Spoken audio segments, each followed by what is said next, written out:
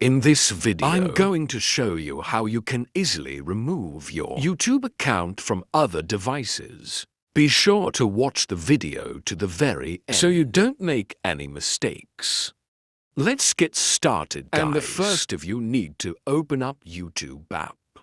Once it is done, make sure you are signed into your YouTube account. And then top right here where it says you. Now we need to tap at Google account here.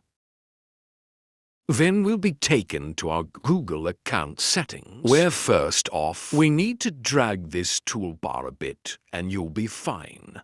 Security here. At Security page, we need to scroll down until you find your devices.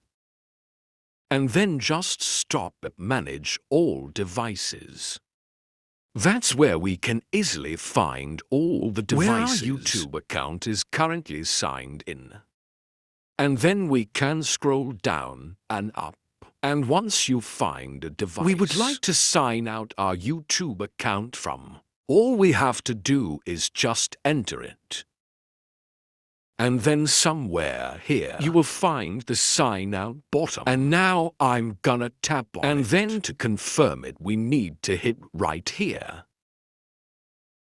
Basically guys, so if this video was helpful for you, don't forget to hit the like button.